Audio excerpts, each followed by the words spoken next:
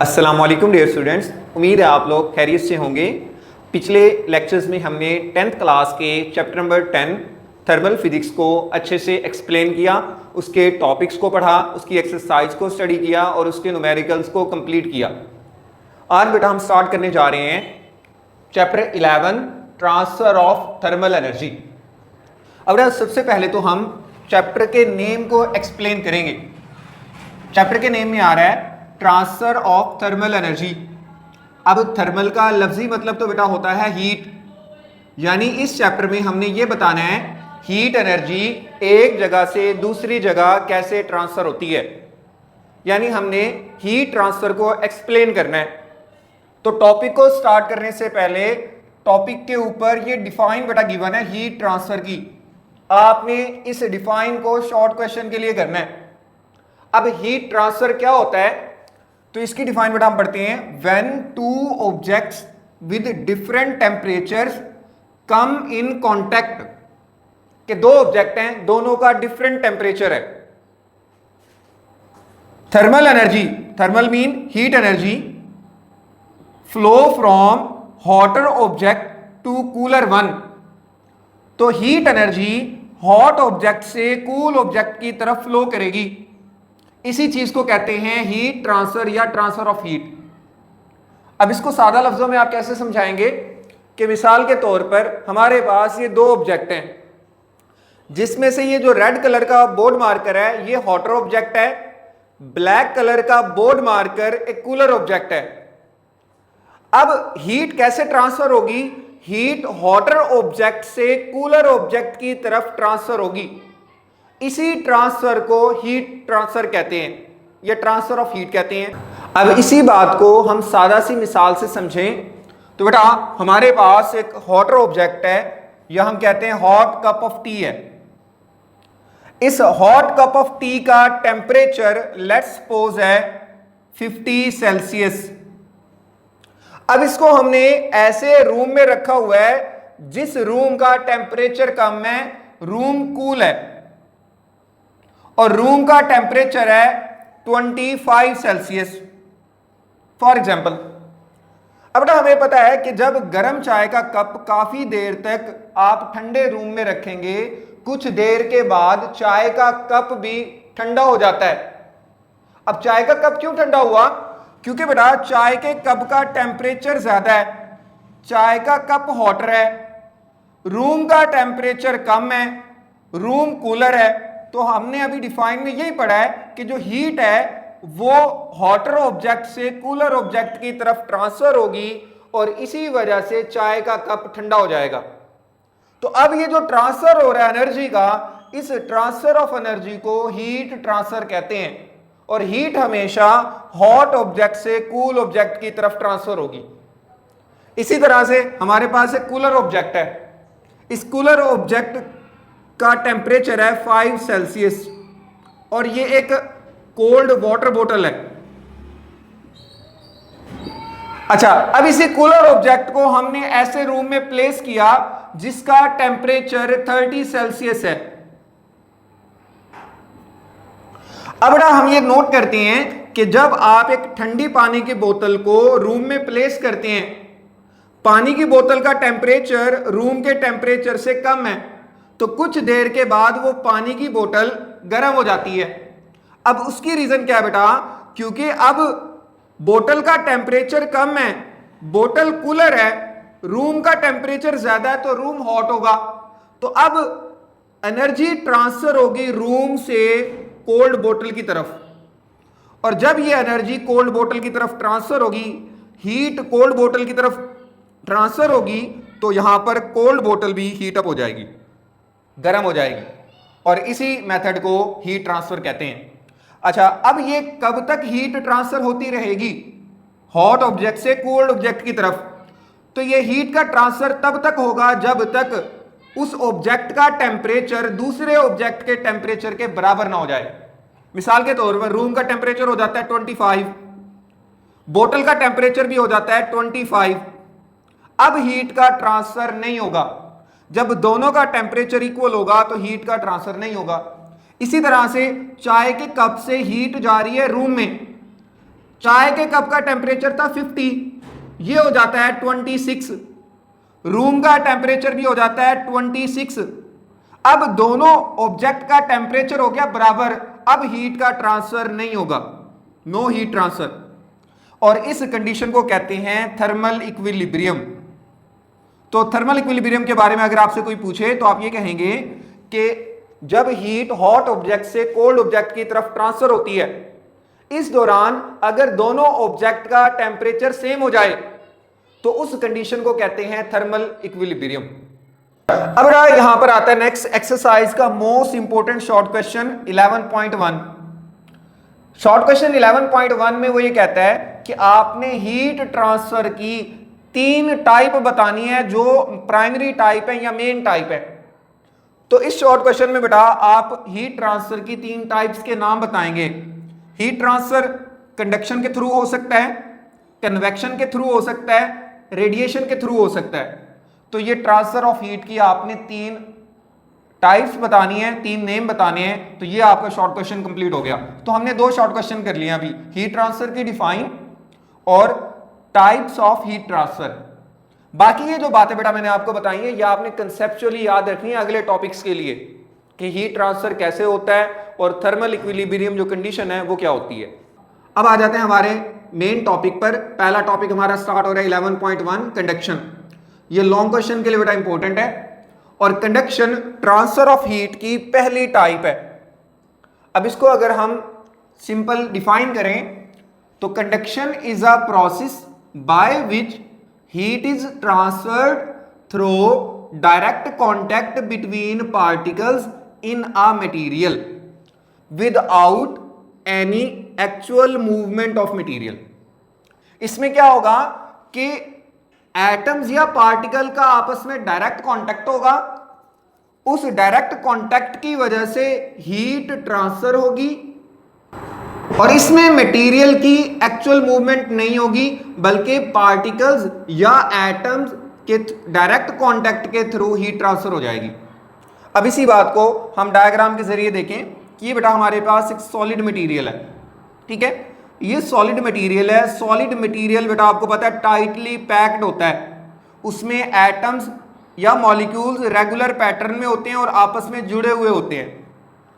अच्छा, दूसरी बात बेटा ये कि सॉलिड के जो एटम्स या मॉलिक्यूल्स होते हैं ये अपनी फिक्स पोजीशन के अराउंड वाइब्रेट करते रहते हैं,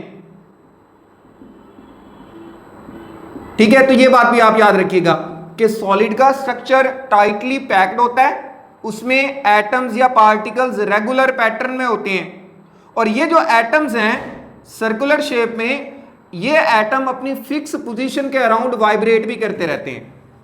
तो ये हर सॉलिड में ऐसा ही होता है। अब आपने क्या करना है कि इस सॉलिड की एक साइड को आपने हीट देनी है। आपने यहां पर हीट सोर्स लगाया, सॉलिड की एक साइड को आपने हीट देना स्टार्ट कर दी। अब सॉलिड की इस साइड को जब हीट मिलेगी तो यहां पर जो पार्टिकल्स हैं या एटम्स हैं, ये एटम्स भी हीट अप हो जाएंगे, गर्म हो जाएंगे। जब एटम्स गर्म होंगे, इन एटम के गर्म होने पर इन एटम्स की काइनेटिक एनर्जी इंक्रीज होगी। जब इन एटम्स की काइनेटिक एनर्जी इंक्रीज होगी तो ये एटम्स अपनी जगह पर तेजी से वाइब्रेट करेंगे। काइनेटिक एनर्जी इंक्रीज होने से इनकी वाइब्रेशन भी इंक्रीज हो जाएगी। जब बेटा इन एटम्स की वाइब्रेशन इंक्रीज होगी, वाइब्रेशन इंक्रीज होने पर ये साथ वाले एटम्स को डिस्टर्ब करेंगे, क्योंकि देखें ना ये 2 एटम है, पहला एटम तेजी के साथ वाइब्रेट कर रहा है, तो अब साथ में जो दूसरा एटम होगा तो ये पहला एटम उसके साथ टकराएगा। जब ये पहला एटम दूसरे के साथ टकराएगा तो ये अपनी एनर्जी दूसरे एटम को ट्रांसफर कर देगा। तो यहां भी देखें इस लाइन के एटम्स की जब एनर्जी बढ़ेगी, एनर्जी बढ़ने पर इनकी वाइब्रेशन बढ़ेगी, तो ये साथ वाले एटम्स के साथ टकराएंगे। साथ वाले एटम्स के साथ जब टकराएंगे तो पहले वाले एटम अपनी एनर्जी इन एटम्स को ट्रांसफर कर देंगे। ये एटम्स के पास जब एनर्जी आएगी, ये वाले भी गर्म हो जाएंगे। गर्म होने पर ये भी तेजी के साथ वाइब्रेट करेंगे, और इसी तरह से फिर ये एटम्स आगे वाले एटम्स को हीट ट्रांसफर करेंगे। वो आगे वाले मजीद इसी तरह आहिस्ता आहिस्ता हीट आगे ट्रांसफर होती जाएगी और एट द एंड सॉलिड की दूसरी साइड भी हीट अप हो जाएगी। अब हुआ तो ये था कि हमने सॉलिड की एक साइड को हीट दी, लेकिन उस साइड को हीट मिलने पर एटम्स ने कांटेक्ट किया साथ वाले एटम्स के साथ। उस डायरेक्ट कांटेक्ट की वजह से साथ वाले एटम्स की वाइब्रेशन बढ़ी। उन एटम्स की वाइब्रेशन बढ़ने पर वो गर्म हो गए, उनकी काइनेटिक एनर्जी बढ़ गई। उनकी काइनेटिक एनर्जी जब बढ़ी तो वो साथ वाले एटम्स के साथ टकराए, साथ वाले एटम्स की भी काइनेटिक एनर्जी बढ़ी, वो गर्म हो गए तो वो भी तेजी के साथ वाइब्रेट करने लगे। तो आहिस्ता आहिस्ता ये एटम्स एक दूसरे के साथ कांटेक्ट करते हुए हीट को ट्रांसफर करते जाएंगे और हीट आहिस्ता आहिस्ता सॉलिड के आखिर तक पहुंच जाएगी और इस तरह से ये जो कंप्लीट सॉलिड होगा ये हीट अप हो जाएगा और इस प्रोसेस ऑफ हीट ट्रांसफर को कहते हैं कंडक्शन।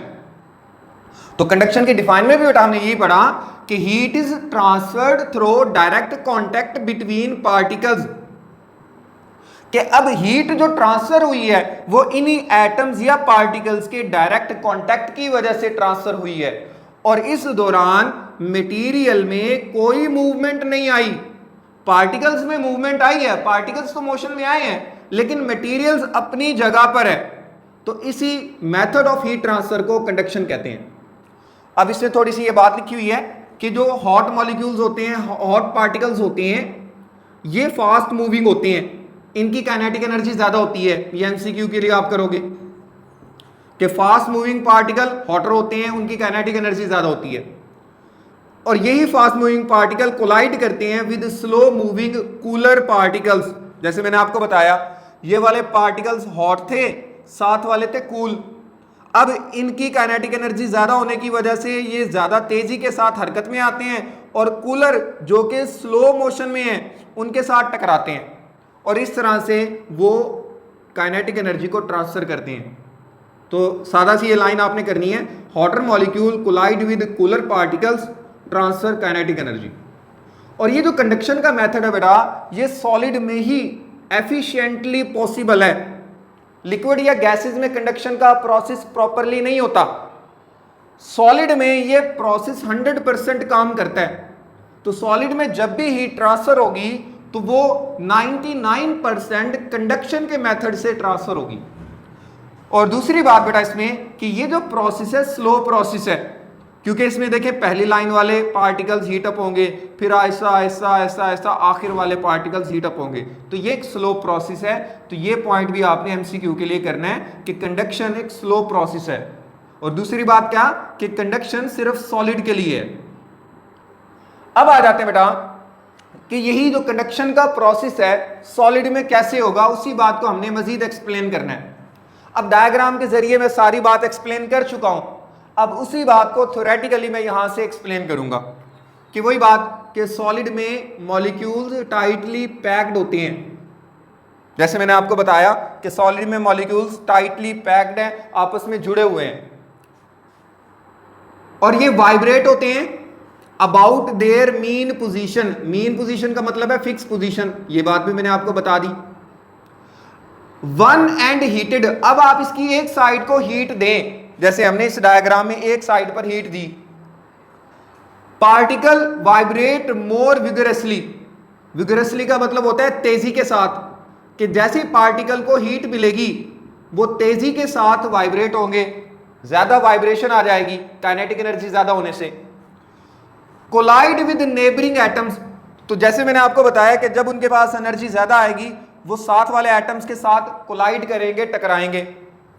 जब वो कोलाइड करते हैं transfer their energy to them, तो फिर वो पार्टिकल्स अपनी एनर्जी साथ वाले एटम्स या पार्टिकल में ट्रांसफर कर देंगे, जैसे मैंने अभी बताया था।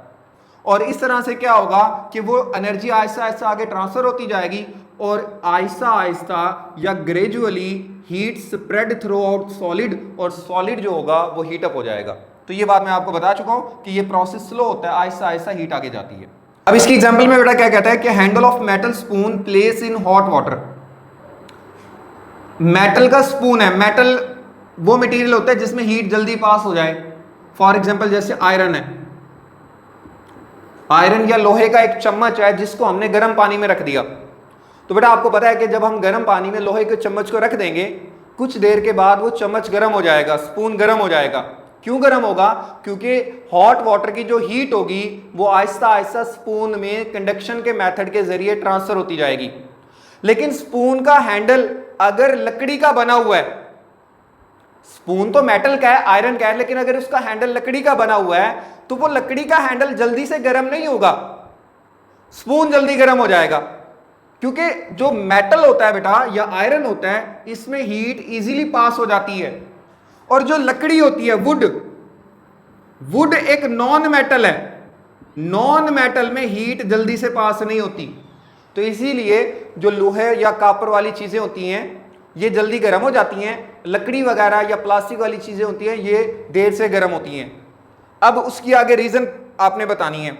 ये रीजन बेसिकली एक्सरसाइज का शॉर्ट क्वेश्चन है 11.2, मोस्ट इंपोर्टेंट शॉर्ट है ये। अब शॉर्ट क्वेश्चन की स्टेटमेंट क्या है? Why does heat travel more quickly in metal than in non metal? अभी बेटा मैंने आपको बताया कि मेटल का मतलब है आयरन या कॉपर या सिल्वर। मेटल में हीट जल्दी पास होती है, आसानी के साथ पास हो जाती है। जो वुड है या लकड़ी है ये नॉन मेटल है, इसमें हीट आहिस्ता आहिस्ता या ज्यादा देर के बाद पास होती है, टाइम लगता है हीट को पास होने में। तो इसकी रीजन क्या है? तो आपने बेटा मेटल और नॉन मेटल में हीट के ट्रांसफर का फर्क बताना है। तो इसके लिए सिंपल सा आंसर ये है बेटा कि मेटल्स में एटम्स के साथ साथ फ्री इलेक्ट्रॉन भी होते हैं। अब बेटा जब मेटल में एटम्स के साथ फ्री इलेक्ट्रॉन होंगे, इलेक्ट्रॉन की जो स्पीड होती है ये बहुत हाई होती है, वेरी हाई स्पीड। तो इलेक्ट्रॉन की स्पीड बहुत ज्यादा होती है, तो जैसे इलेक्ट्रॉन को हीट मिलती है ये तेजी के साथ हीट को आगे ट्रांसफर कर देते हैं। मिसाल के तौर पर ये हमारे पास है सॉलिड। अब ये सॉलिड अगर मेटल है तो इस मेटल में इलेक्ट्रॉन होंगे। अब इलेक्ट्रॉन की स्पीड बहुत ज्यादा होती है, जैसे आप इस मेटल को हीट अप करोगे फौरी तौर पर इलेक्ट्रॉन हाई स्पीड की वजह से हीट को जल्दी आगे ले जाएंगे। अब देखें ना, ये एटम है, इसको हीट मिलेगी, ये आहिस्ता आहिस्ता हीट को ट्रांसफर करेगा। ये इलेक्ट्रॉन है, इलेक्ट्रॉन की स्पीड ज्यादा है, जैसे इसको हीट मिलेगी ये तेजी के साथ हीट को आगे लेकर जाएगा। तो आपने बस ये रीजन बतानी है कि मेटल में एटम्स के साथ फ्री इलेक्ट्रॉन होते हैं जिनकी स्पीड बहुत ज्यादा होती है और वो जल्दी हीट को ट्रांसफर करते हैं। और उसी के कंपैरिजन में नॉन मेटल में एटम्स होते हैं लेकिन इलेक्ट्रॉन फ्री नहीं होते। तो जब इलेक्ट्रॉन फ्री नहीं होंगे, इलेक्ट्रॉन ही नहीं होंगे, तो उस दौरान हीट का जो ट्रांसफर होगा वो स्लो हो जाएगा। अब बुक से ये बेटा इसके निशान लगा लें आप। बुक में आपने पेज नंबर 20 को ओपन करना है। पेज नंबर 20 में ये लाइन नंबर बेटा 5, लाइन नंबर 5 से लेकर लाइन नंबर 7 तक ये हीट ट्रांसफर की डिफाइन है। इसी तरह से इसी पैराग्राफ में ये है थर्ड लास्ट लाइन, ये पूरी एक लाइन है। इस लाइन में कंडक्शन हीट ट्रांसफर के मेथड के नाम लिखे हुए हैं, ये जो अभी शॉर्ट क्वेश्चन बताया था 11.1। फिर आगे कंडक्शन का शॉर्ट क्वेश्चन आपने करना है, इसकी फर्स्ट 3.5 लाइन ये कंडक्शन की डिफाइन है। अब लॉन्ग के लिए आपने कंडक्शन में ये पैराग्राफ भी करना है और थर्मल कंडक्शन इन सॉलिड का पैराग्राफ भी आपने करना है। अब इसकी हेडिंग कैसे बनेगी? तो आपने कंडक्शन की डिफाइन लिखने के बाद थर्मल कंडक्शन इन सॉलिड की हेडिंग देनी है। इसमें आप लाइन नंबर, ये लाइन नंबर 4 इन सॉलिड्स यहां से स्टार्ट करोगे। इन सॉलिड से स्टार्ट करके आपने नेक्स्ट पेज पर यहां तक लिखना है, टेम्परेचर डिफरेंस तक, ठीक है। यहां तक लिखने के बाद फिर आप लिखोगे ये एग्जाम्पल, जो पहली 4 लाइनों में एग्जाम्पल है, एग्जाम्पल की हेडिंग यहां पर दोगे, ये 4 लाइनों में एग्जाम्पल लिखोगे।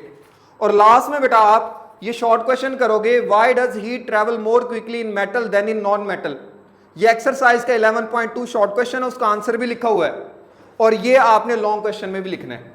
तो ये था बेटा आज का हमारा टॉपिक कंडक्शन, जिसको हमने अच्छे से एक्सप्लेन किया। इस टॉपिक से रिलेटेड अगर आपका कोई क्वेश्चन है तो कमेंट सेक्शन में ज़रूर पूछिएगा, मैं आपको रिप्लाई करूंगा। और नेक्स्ट बेटा हम टॉपिक पढ़ेंगे कन्वेक्शन। तब तक के लिए अल्लाह हाफिज़।